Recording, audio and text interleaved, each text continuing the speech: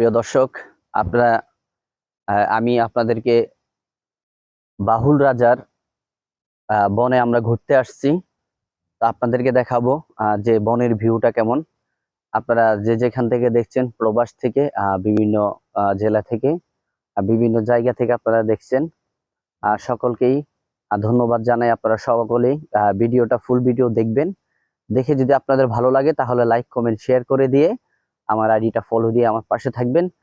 আমি এখন যে জায়গায় অবস্থান করতেছি এটা হচ্ছে বাউল রাজার বন। আহ, এই যে আমি এই যে গাছটা দেখছেন, এই গাছটা হয়েছে আপনার গজারি গাছ। তো আপনাদেরকে দেখাবো গজারি গাছগুলো কেমন, বন কেমন হয়। এই জঙ্গলে অনেক জীবজন্তু আছে। তো আসলে এখন আমরা দেখতেছি যে শিয়াল বা কোনো কিছুর আমরা বানরের সাথে দেখা হয়নি। আমরা দেখার জন্য আপনাদেরকে চেষ্টা করতেছি, দেখি দেখা হয় কিনা। আপনারা সাথে থাকুন।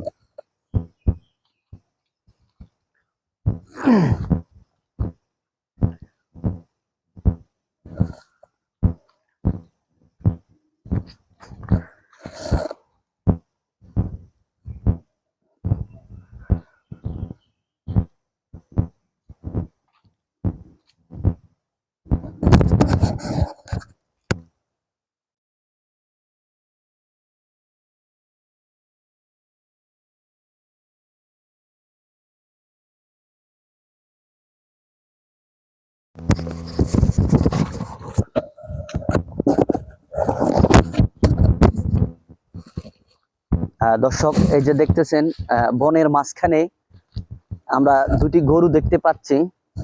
যে এখানে কৃষকরা তাদের যে গরুকে বেঁধে রেখে গেছে ঘাস খাওয়ার জন্য।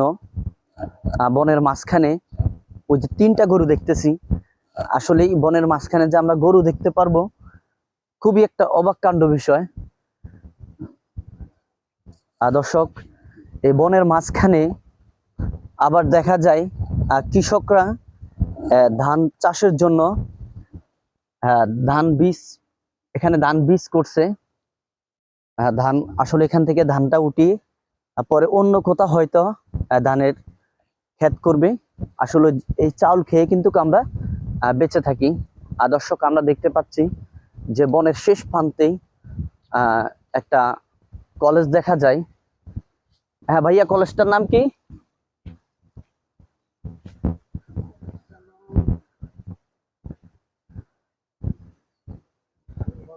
আসলে দর্শক, আমরা কলেজটার নাম কিন্তু এখনো জানতে পারতেছি না। যে এখানে একটা কলেজ রয়েছে অপর প্রান্তে। আপনাদেরকে দেখানোর চেষ্টা করতেছি যে অপর প্রান্তে একটা কলেজ রয়েছে। এটা একটা একটা বিশ্ববিদ্যালয়।